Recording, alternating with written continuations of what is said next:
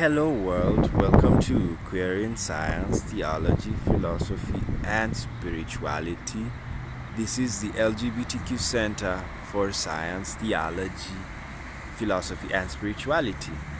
And today we are outdoors, QSTPS outdoors, and we are doing, we have been doing very many videos about ancient Babylon is modern Babylon, and we've done that series. And now today I want to give a discussion about solving the mathematical problem called life. You know, life has very many, this is just a reflection, so it won't take long. I was thinking to myself about life, and life is a mathematical problem. And when you are born, it is for you to understand it. The earlier you understand it, the better, because it's very easy for you to solve that problem, the mathematical problem called life. And life is composed of very many events. Contrary to what people believe, you know, people believe that life is very straightforward. You're born, you get married, and then you die. The usual three. And for me, I don't say that. I don't believe in that because there are some people who are born and they will never marry, but they die. And there are some, not everybody. And there are some people, they are born and they don't even get to the age of marriage. They die. And so what does that mean? Not everybody goes through the same process as you. But the problem we have in the world, people have cultures, cultural norms, laws, rules, customs, and they force people to go through the same process as they did, you know. And this was very common in very many ancient cultures. They controlled people. And they control people, and they tell people, now at this age you must marry, then at this age you must build a house, then at this age you must. They were so mechanical about life, and life is not like that, you know, because thanks to modernity we have realized life is diverse. Because some people die early, yes. Some people die late, yes. Some people marry 10 times, yes. Some people do not marry at all, yes. Some people have children without sex, yes. Some people they are loners, they don't live with people, yes. Some people travel, they have no house. Some people are poor. Some people are rich. Every situation is a mathematical problem. And if you feel like I was thinking to myself about poor people. Do you know there's some poor people who are happy? Yes. Extremely happy. Yes. What I mean by poor, they're able to get what they want. That's what I mean. What I mean by poor is poor in terms of they have a low income. I'm not talking of very, very poor. Of course, they're very, very poor. They're not happy. Life should not be like that. You know, you can't eat. You see, happiness is where you can't eat. I mean, sadness is where you can't eat, you can't wear clothes, you can't live where you want. That's what you need to understand. Sadness is not getting what you want, your need that you want. It's very complicated but easy. What do I mean? If I want to wear um, Versace, a Versace shirt, and I can't get it, I become sad. You see, I'm sad because I want a Versace shirt, but I can't get it. But if I go to the market and I just want a shirt, I don't want the label, I just want a shirt, and I get it, I will be happy. So this guy, the poor guy who has $10,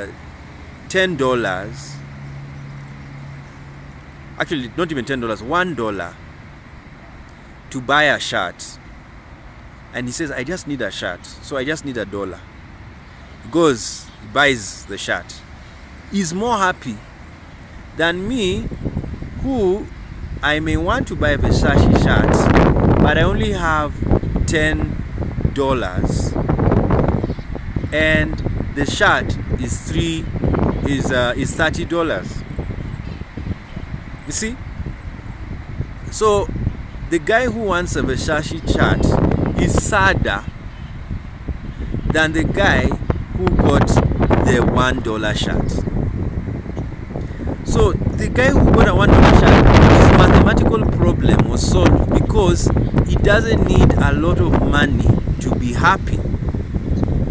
But the guy who needs a lot of money to be happy becomes very sad because he can't get what he wants, and that makes him sad, that makes him angry.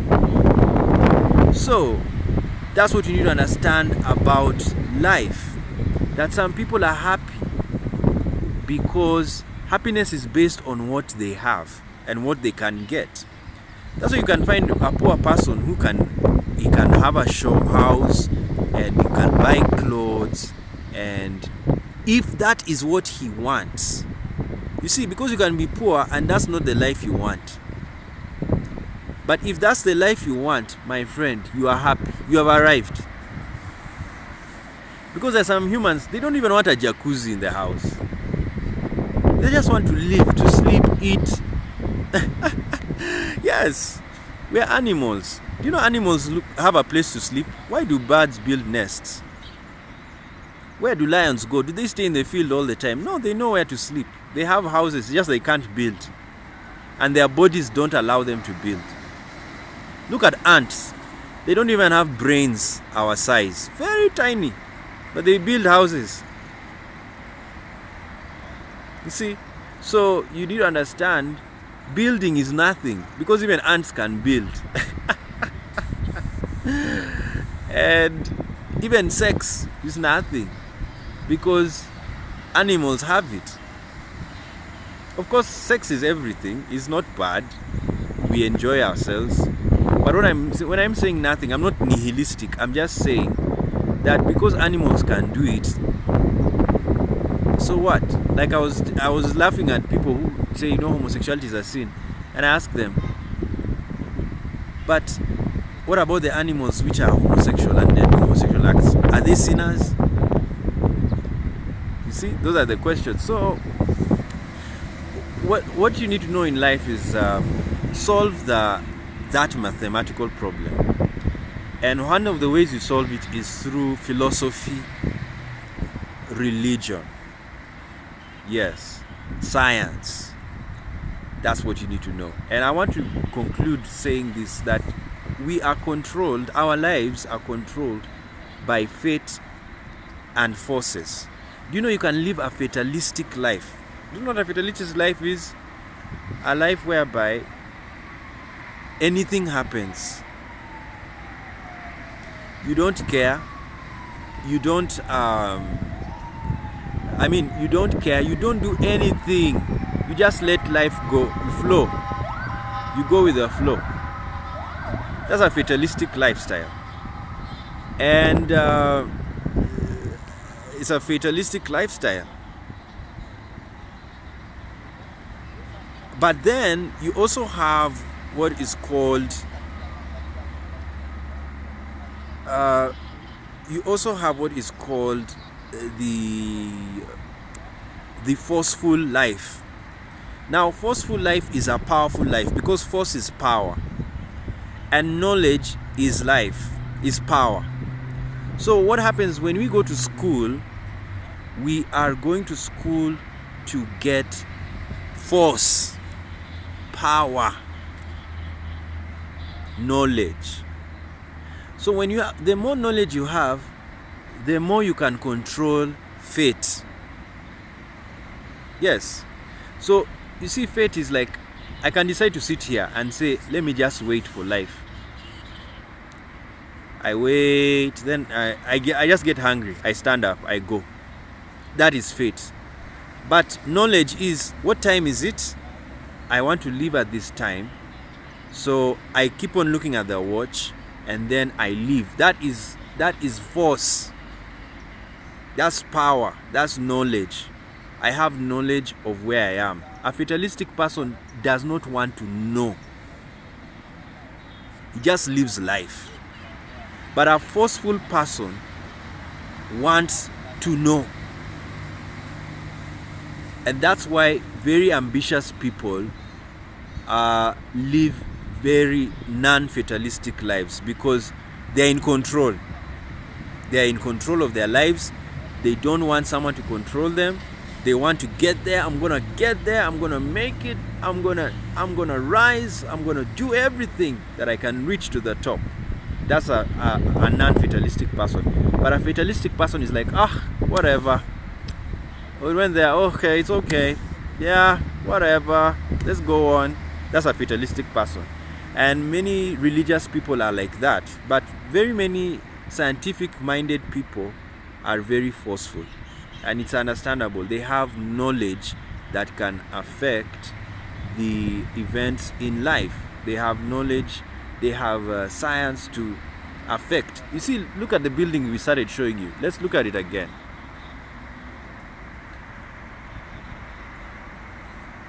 You see, that is force. Human beings went and built. That is force. You know, come to Africa, you find large land areas empty. It's because people are not, they don't feel like they should build, you know. But when you see a building, that is force. Someone is saying, I want to put a hotel here. And it will be this size. And these customers will come in. That is force. And then he has another force called money. Now there's diversity of power. Knowledge is one form of power. Money is one form of power. Connections, networks is another form of power. Weapons are another form of power. We are always involved in power games and power struggles. We are always getting weapons. Remember what Paul said, they are spiritual weapons, and therefore they are natural weapons. So even in life, and remember I told you, everything is spiritual and natural at the same time. It's a paradox. And we are all spiritual. Even what I'm doing is natural, but at the same time it's also spiritual. So in life, if you have, the more forces you have, the more you can do. You can control your life, your time. And the less forces you have, like I told you in Africa, the large land, it's because there's no money. The force called money is very little in Africa. So that's why we can't build buildings. But believe you me, when that force called money is in Africa, oh my goodness, buildings will come up like nothing. It's because the force called money is in plenty. The power called money is in plenty. So we have very many powers. Diversity of power. Knowledge power, monetary power, military power, spiritual power, what do you call it?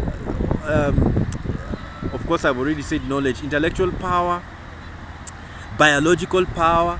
You know, when you have dark skin, it's very easy to live in the hot world. Yes, I don't tan. I don't put skin tan or to protect myself from sunburn. No, I'm protected by my skin naturally. So that's biological power. Every one of us is empowered in every way, and it's in a diverse way. So these powers now help you to solve the mathematical problem called life. Life is a mathematical problem, but it can be solved when you, number one, when you have what you want your life to be like. You've arrived. Whether it's simple living or complicated, the moment you reach what you want, you have solved the problem. Because life is diverse. The life of a rich man is not the life of a poor man. It's diverse. And just because you're rich doesn't mean you're happy. And just because you're poor doesn't mean you're sad. Yes, it doesn't mean. You know, there are some poor people who are happy. They are not many. And the reason why, it's because happiness is your goals, what you want. Now, a poor person, his goal is to eat, is to survive. If he does that, he's happy. Then he can choose, once he has reached that goal of surviving, he can choose, do I want to go higher or I want to remain here? He can say, I want to remain here. But a rich person, or somebody who is getting richer, he may want more money. Yes, let me end the video like this. Do you know we do not know the last currency denomination? We don't know. We know the first denomination.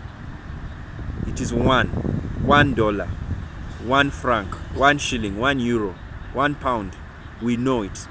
But we don't know the last pound. We don't know the last dollar. We don't know the last shilling. We don't know the last euro. So what does that mean? Riches are infinite. Money is infinite. All you have to do is add zeros. And what controls money? I'm so sorry, I'm becoming economical. What controls money is the resources available. Like if gold is scarce, the price of gold will be expensive. If gold is in plenty, there will be no price. Look at what John says about heaven, that is made of streets of gold. Can you imagine? That's madness.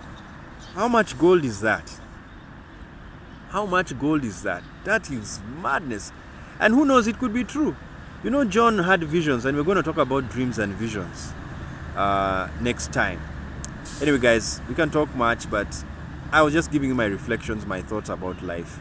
Yeah, I think for me, I've solved the mathematical problem. Yes, life is diverse, and that's how I take life. I live life, and I do what I want to do. Yes, I'm very happy about life now. All right, guys, thank you so much. We'll see you later.